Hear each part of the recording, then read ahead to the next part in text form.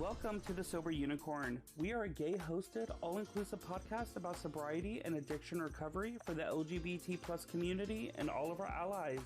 I am your host, Holden, and thank you for joining us today.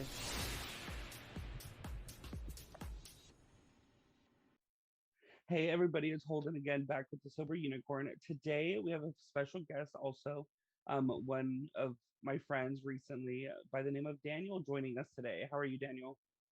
I'm great. Happy to be here. How are you? Doing fabulous, doing my busy, crazy life. So, I'm happy to get you on. Daniel and I actually met at, well, kind of. Um, Daniel's a performer and on stage and a singer, and I was at a event in Dallas called BDR, and that's where I kind of saw him there. And we never really had a conversation, and then we have mutual friends, and ended up in several WhatsApp groups together, chit chatting there. And so Daniel has an incredible journey and story, and so I wanted to invite him on and kind of discuss that with everybody and share what he has to say. So why don't you give everybody kind of like who you are, what your drug of choice was, and how long you've been sober? Okay. My name is Daniel, and I identify as an addict or an alcoholic, depending upon where I am at the time. Um, because for me, addiction is synonymous. Alcoholic and addict are kind of synonymous to me. My story is basically I drank. Um, I binge drank a lot. When I started from very young, and looking back now, hindsight, I can see where I drank alcoholically for years. At the time, I just thought, it was the thing to do. It's what everyone did: binge drank, party, all those things.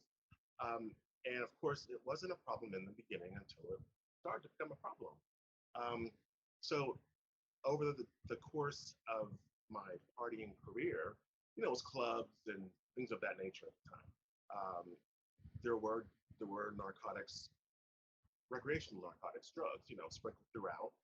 They were never really a problem. It was really more in the to to just recreational stuff basically. So if it was a big party weekend or holiday weekend, maybe something would show up, right? And I would do that, partake in that.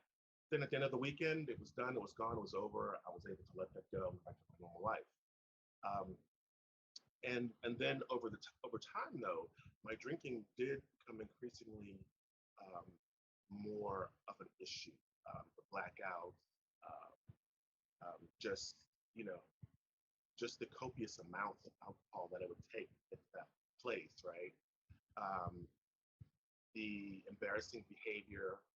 I was one of the ones that would, get drunk and take off all my clothes, or get drunk and try and talk to someone's straight boyfriend. Hey, what you want your, I'd make like obscene proposals that I would completely not remember until the next day, and people had to tell me, and I'd be so mortified. And then I remember, thinking to myself, well, maybe I have a problem. So then I would decide, well, you know what? I'm gonna take it easy. I'm gonna not drink. I've always worked out and kept in shape and stuff. And so, like, you know what? I'm gonna just not drink. I'm gonna just get myself together. And I would take 6 or 9 months off from drinking, and I would get back into shape. And I would still go out and do the same things that I did, but I just wouldn't drink. So I thought, see, I'm not an alcoholic. I can not drink, when I don't want to. And this went on for some time. Um, and then eventually I moved to the deep south, the Gulf Coast, and it seems like there it was kind of perfect storm of events. I grew up north originally, so I'm a Yankee. It was my first time living in the South, and culturally, it was like culture shock. Um, I grew up in a very kind of integrated atmosphere of all races, whatever. It was never a thing, but then suddenly in the South, and this is like in the 2000s, like you know, it was suddenly a thing, and I didn't know how to deal with it. I couldn't deal with it because I just my mind doesn't work that way, and so I found myself more and more isolated. And then with that isolation, my drinking became more uh, severe. There weren't many narcotics because I couldn't find any, um, but the drinking became really bad. I started to really, my weight would like really balloon up and down because I get to that point and say, well, I need to stop. That kind of up and down yo-yo type of thing. And so eventually I decided that I needed to get out of that area because I was going to die. I was stifled. Um, and so I decided to move to Texas. And I had a friend who I had known, actually someone that I dated years ago, but we were friends who had lived here, and he recommended Texas to me. And at first, I was against it. I wanted to go to California, right, to be with like the, the liberals and well, blue state basically, because at the time I viewed Texas as a red state. Well, it is a red state, and I really wanted to go somewhere that was more progressive. Well, I came to visit Texas, and I liked it, the Dallas, and I liked it. It was far more progressive than what I was used to, and the cost of living was much more in line with what I was, what I was used to. And so I made the decision to come to Dallas. So that's how I got to Dallas. And then, of course, when I got here, um, I started dating around a little bit, and I was still a little heavier than what I had been used to. And I had some mishaps dating or whatever. And I started dating this guy, and he had this connection um, for crystal meth. And I had done meth over the years. Like I said, there were weekends and there were times, and it was never an issue. So I had no problem doing it. And I had a pretty good job here. And he, it turns out, was, well, maybe I shouldn't make this. He seemed to have a problem because he exhibited a lot of behaviors to me that I later realized might have had a problem. I'm talking about, always being broke, needing money, never, the weird stories, the lies, the whole thing, right? And so we split ways. And then I was at this point sick of men in Dallas. And I'm like, well, I'm going to show them. I'm going to get in good shape and they're all going to want me, blah, blah, blah. And so, what's the best way to lose weight? Crystal meth. Mm-hmm. So, this was the perfect storm. So, I had the mindset, I had the money, and I had the time. And I had an unending, I had a connection, an unending supply. And that's really how I got started down the road to my addiction. And that road, that was about a 3 year thing, and I won't go through all that, but basically, I knew pretty early on that I was in over my head. And at that point, the alcohol took a back seat, but I really used the alcohol to kind of balance out the meth. So fast forward, I'll skip to the chase. I knew that I had a problem. I didn't know how to stop. I tried to stop on my own several times to no avail. Um, I was in a relationship, a marriage, that was clearly falling apart. Um, I had um, untreated mental illness, severe depression, basically, which of course was made much worse by all the drugs and alcohol. And all of these things were happening at the same time. And eventually, excuse me, I snapped. I broke. I had a complete emotional breakdown. That was, of course, brought on by the drugs and alcohol. Uh, and I knew at that point that I had to do something. You know, this was it. I had to either change somehow or just die because I knew I could not go on. Physically, weird things were happening to me. I was passing out. I was hearing things, just weird things. And, fortunately for me, since I've been in pretty good shape most of my life, I've been very healthy. But then when you're like passing out and, and doing weird things or just always dizzy and feeling like you're like walking, like off balance, strange things. So I had a different dog. I didn't have this dog, but I was trying to find my way into a rehab, and the last thing was my dog. I needed to try and find a place to someone to keep my dog while I was away. because whenever you're falling apart, well, I'll speak for myself. When I was falling apart, I was looking for every excuse. Oh, well, I can't miss work for that long, or oh, well, I have this, or I have that. Well, fortunately for me, my mental health said, no, bitch, today's the day. And yeah, I had a complete breakdown. I was going to kill myself. I texted a friend who I'd previously asked to pick my dog, and he said no. Um, but something in my text, I guess, registered to him, and he said, "Where are you?" I said, "At home." He came over. He saw the condition I was in. He said, "We're going to the hospital now," and he took me to the emergency room, um, and that's how I really begun my recovery journey. And physically, I was in bad shape. They thought I might have liver damage. Um, my blood pressure was sky high. I credit years and years of cardiovascular exercise to not having a stroke because my blood pressure was so high. They were all looking at me like I was going to explode. Um, which unfortunately, none of that happened. But I was able to detox, and um, that's how I began my journey. And that was on September 28th, 2016. I had to think of the year. 2016 is when that started. So that's my sobriety date, September 28th, 2016. That's what if 6 years, right? If I can do the It'll math be right. 6 years in September. Yeah, Okay. it'll be 6 years. Um, so that's how it started. So, and I had another ex um, who had already gone into treatment and was in recovery. And I was very open about my using because I was, I had a really good job. I was paying for my drugs. I mean, it was a secret from who I needed to keep it a secret from. But I was one of these ones that thought that, you know, that I was like, I didn't think I was a junkie. I wasn't injecting or anything, but I was pretty open about my using because paying for it.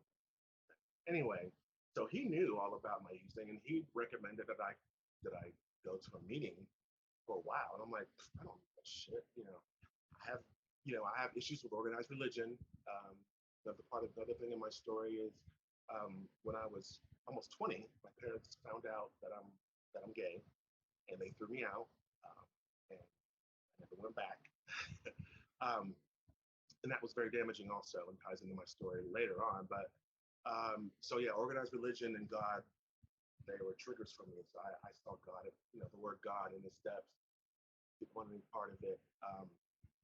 However, like they say in a lot of the groups you hear around recovery rooms, the window of willingness, right? What is it? The gift of desperation. Desperation. Yeah. The gift of desperation. That's what I had. I finally got to the place where I was ready to do anything because I knew that I couldn't do it on my own. I tried, and it never worked. I knew that I had this little window. I was in detox for a while, and my system was clean because I was locked up and couldn't, you know.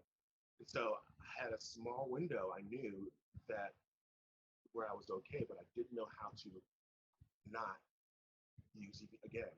So at this point, I was like, okay, I'll try one of these meetings and see what it's about. I went to a meeting. It was in October of 2016, and I just sat and listened. And in the course of that 1 hour, I heard everyone telling my story. Right, different people, of course, different races, backgrounds, but everyone was telling a piece of my story.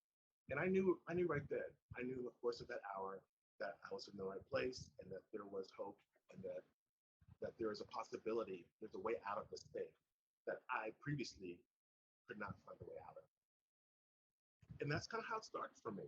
So I just listened to what was told of me, right? Told to me, just get a sponsor. I didn't know what a sponsor was. Okay, so I came back to the next meeting, and I think I shared in the meeting that I needed a sponsor. And after the meeting, everyone wanted to meet me and stuff, and I'm meeting all these people, and hi, hi, hi.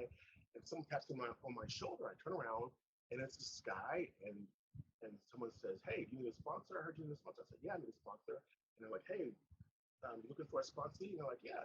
And so boom, that was it. Okay, just like this guy, I didn't know what it was about or anything like that. And so he said, "Well, here's my number.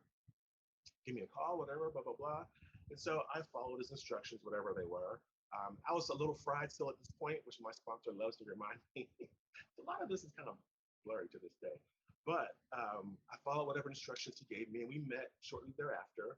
Um, and he gave me the literature that he works with, which happens to be, um, you know, the book using Alcoholics Anonymous. Um, and so, which I'd never seen before, I'd never heard of it. And so we met and we talked, and um, we began the work as described in this literature.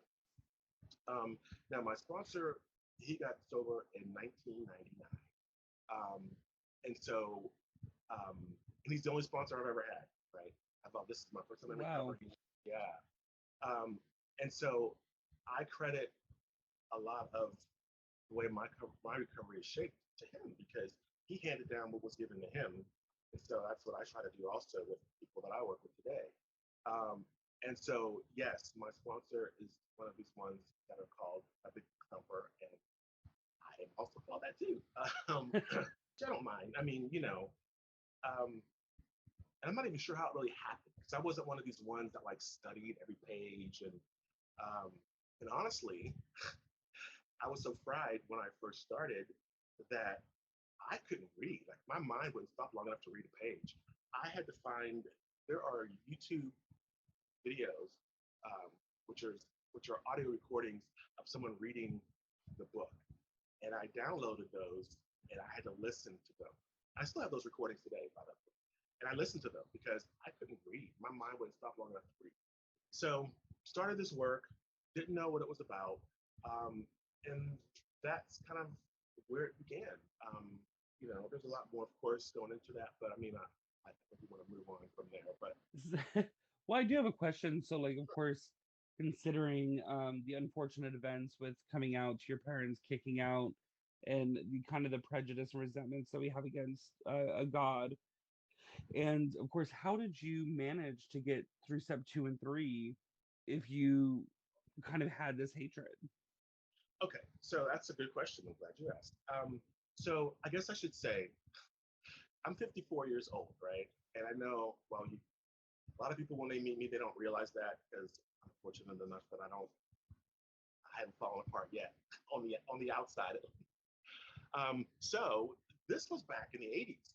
Um, so um, so I'm not sure if I should say it or not, but I was raised in a lot of people consider it a cult. See, people can guess. A lot of people consider it a cult, um, but it's not a cult. But it is a very small, um, I guess it's a Christian sect because they do believe in Jesus Christ, um, but in a different way than most Christian groups do. I think I know what you're talking about, but I'm assuming it's Latter Day Saints. Close, but no. Um, Jehovah's Mhm. Witness. I mean, I Oh, don't think okay. there's a problem with saying that. Anyway, so and when I was raised from a toddler, that's all that I knew, right? So that's a whole nother thing, right? I never celebrated holidays or birthdays, but anyway, so I can remember when I got to be a teenager. So I started experimenting sexually with my friends, my best friend especially, um, and so I knew something was going on, but I was naive. Like I said, this is back in the 80s. And so I thought really that it was just a phase that everyone went through. And I thought I'd meet some girl and get married and go on. Well, so when my parents found out, um, I understood somehow, I'm not even sure how, but at the time I understood that God, whatever that is, and when I say God, I mean it in a generic term. Um, God knew my heart. God knew that I wasn't behaving. To me, I didn't see it as sin because I was being authentic, and I felt like God knew that because God knew my heart. Um, and I don't know how I came to that way of thinking. I'm so glad that I did because it probably saved me. Because I know people who didn't believe that way and have, committed suicide. But so it was never God that I had issues with. It was organized religion. Um, So yeah, and then living on the Gulf Coast where there's like churches on every corner, and everybody's like, "Oh, what church do you go to?" I mean, it's like, "What's your name?" How old are you? What church do you go to? That's like the question that people ask you. Yeah. I mean, Texas is the same way. I mean, we're of course Texas is a very Bible Belt state, so we got churches. I have two churches literally out right outside my neighborhood. And and I was living in Pensacola, Mobile, that area. And I don't know how they even all stay open. I mean, there are so many. There's not even enough people to go to all these churches. But that's a whole side issue. I was about to say we won't go. We won't go there. So that was really it. So my thing was a distrust of organized religion. It wasn't God. It was man's interference with things that were godlike, which still caused distrust with with the steps because you know, from my opinion, it was you know a man-made thing, right? So I was just distrustful of that. Um, but like I said, with the gift of desperation, I was able to set all that aside. Oh, also alcohol, right? Because at the time, I believed that meth was what took me down, and it did. But I also thought, oh, well, I've always controlled alcohol. I don't need it with everything, which I find is a common belief, right? A lot of people I've heard say that, right? Well, I've only had a problem with this, but not with that. And my sponsor, was able to just say, hey, okay, well, look, right? So you're healing, you're taking time to do this thing. Let's just set that question to the side for now. We'll do this work, and then you can decide later. And so glad you did. Because if he'd drawn a line in the sand, I probably would have just been like, "Oh fuck this whole shit," right? But he didn't. He said, "Let's set that aside, and you can decide later." And fortunately, after doing this work, I then realized that it um, that I did drink alcoholically, and that it wasn't, the alcohol and the meth were really just symptoms of the obsessive thinking that I fall prey to. And it's the obsessive thought that is the issue, and that's what I work my program around. So, So of course, after steps 2 and 3, we go into step 4, which mhm. is hell for many people. It causes many people to go out, especially when it comes to the form of like the resentments to people that we've had in our lives. So, how did you overcome that? Of course, not to go out, and how did it feel to finally move forward and let go of all these resentments that you built up over the years?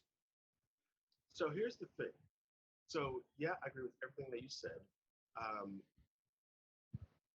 but my first time through the steps, and I've been through them now, I think 4 times. I don't know.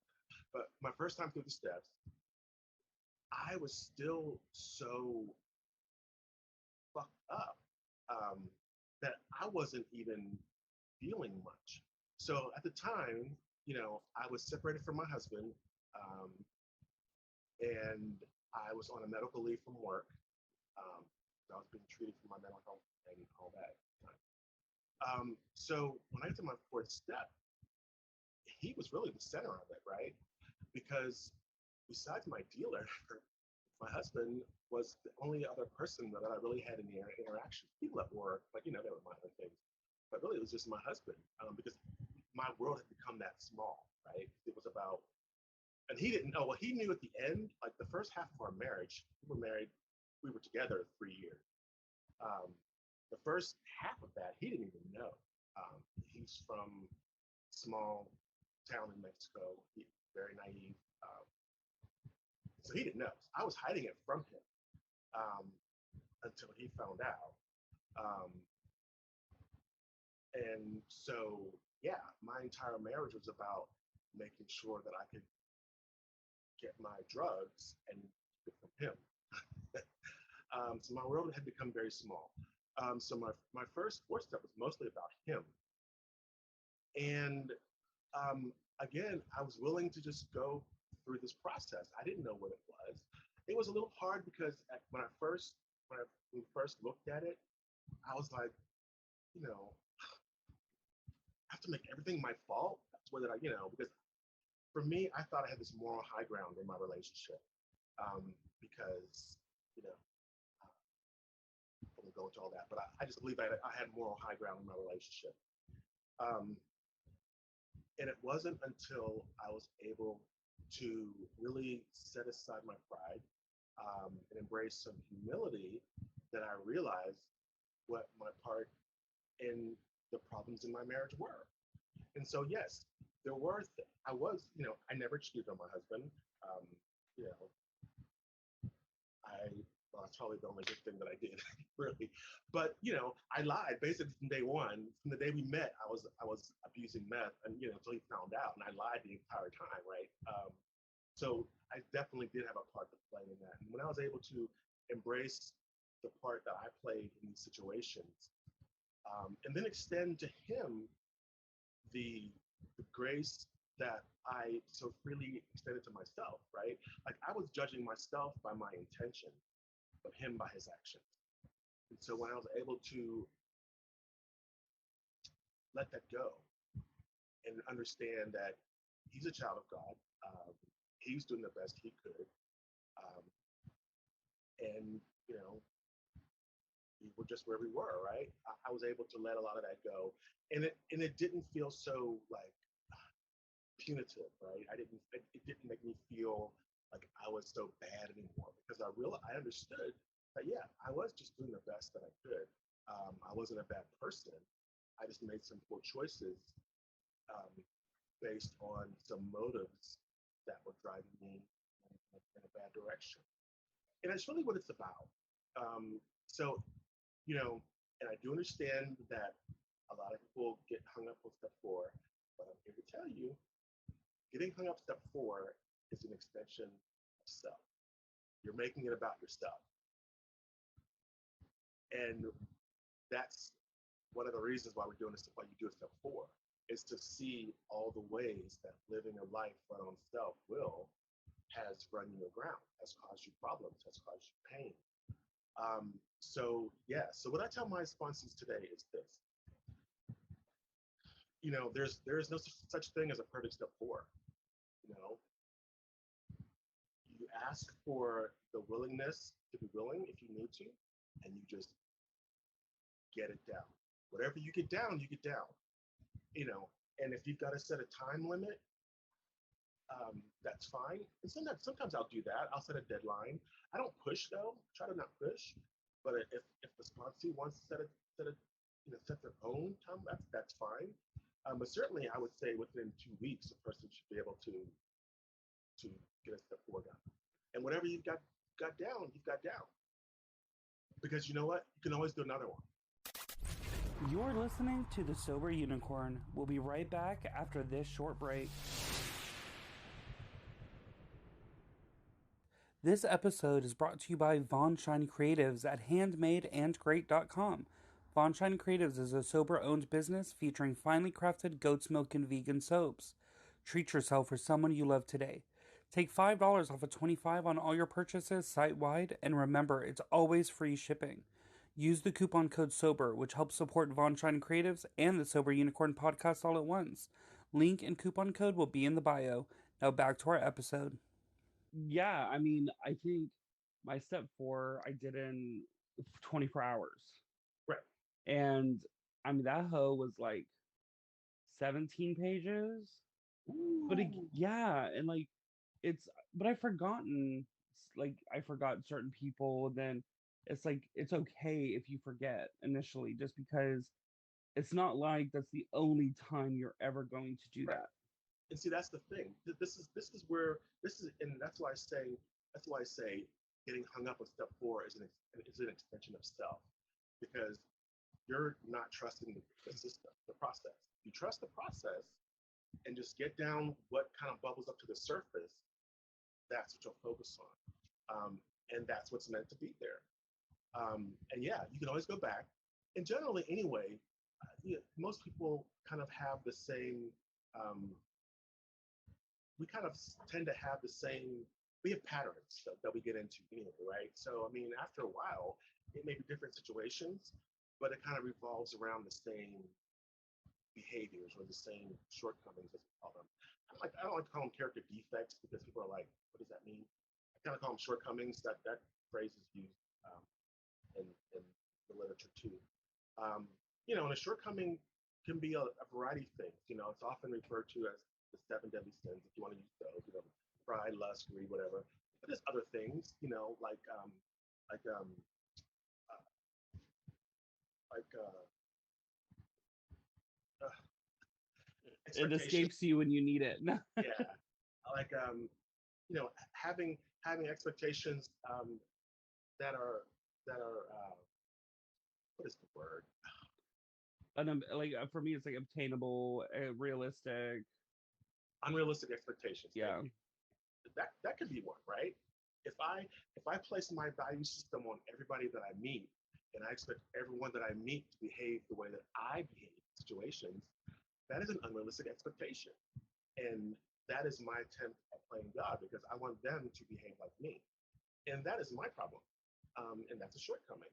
So there's a variety of things that can go into it, right? It's not just the seven deadly sins, although those are an easy kind of way to kind of pick things. yeah, and I think I as much as we want to think that to some individuals that, oh, it was never our fault, we didn't do anything wrong, is just like if you truly sit down, at least for me, when I truly sat down and like really thought about it, like other than one person, I had a part in every single situation. There's one person that me and my sponsor kind of went back and forth on about, well, you had to have a part. And I was like, nah, bitch. Like, I had no part in this resentment. Like, no fault of my own. But that's a whole nother story. Well, and one thing I'm kind of glad you mentioned it because often what comes up too are things from our childhood, right? So my parents obviously came up as a discussion about resentment. Um, and I ended up not putting my parents on my resentment list. Now, granted, by the time I came in when I was 48, so it was 30 years. It had been 30 years almost since they kicked me out, and I'd been to therapy and I hadn't resolved everything. So, but I did come to the understanding that they did the best that they could, even though it wasn't enough for me. They did the best they could at the time, and I kind of moved on from that. But the problems that I experienced from that are my problem. Like I have really bad abandonment issues now from that experience with them. So the issues around my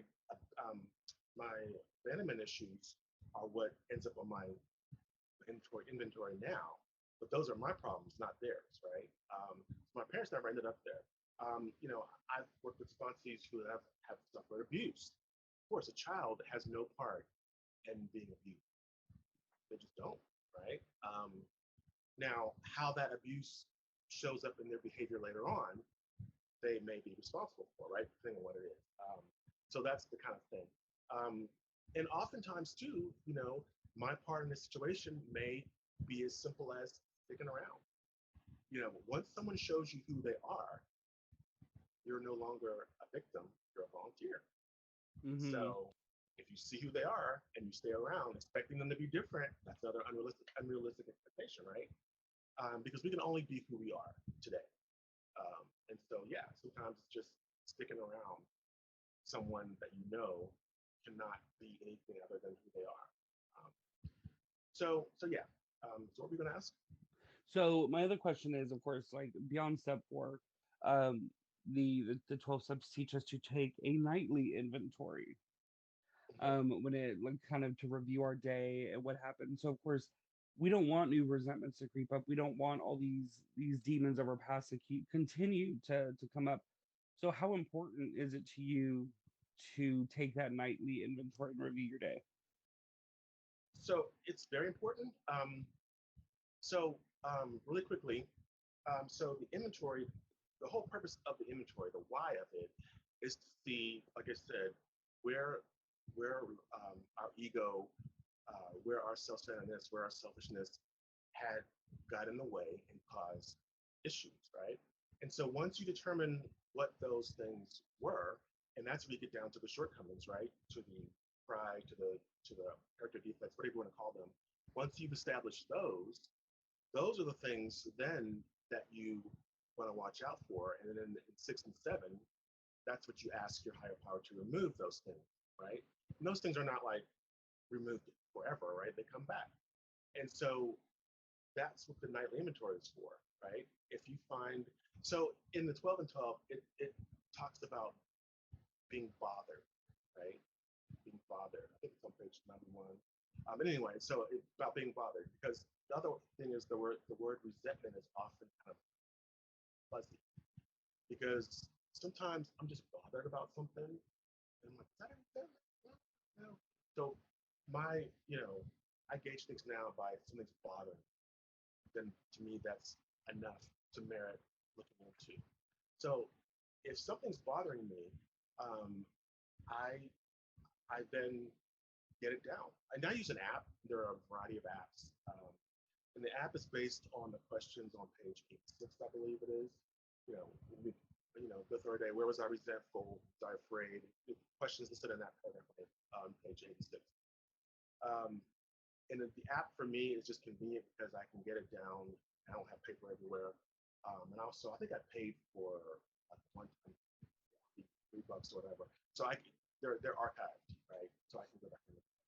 So I use that, and I don't even wait until the night for me. If something's bothering me, I'll get it down then. Um, and there's also what they call the spot check inventory, which I don't do. To me, I always just use the nightly format, right? If something's bothering me, I just look at that whole list of questions. This is 10 questions. And for me, the reason why that's important to do is because the more that I do that, I found when things come up, then they're dealt with and gone. And so when I choose to work the steps again at some point, my fourth step has always gotten shorter and shorter and shorter because all those things were spiritually treated and done. So that's what I find the importance of, of keeping up with an inventory, a nightly inventory, because it keeps that connection to your higher power clear. Because the shortcomings, the resentments, the fears, all those things lock you off from your connection to your higher power, whatever your higher power is. And that's why it's so important to keep your side of the street clean, because keeping your side of the street clean keeps that connection to your higher power open. And my connection to my higher power is what's kept me off of drugs and alcohol for this length of time. Because like I said, I tried on my own. If I could have done it on my own, we wouldn't be having this conversation. We wouldn't do it, right?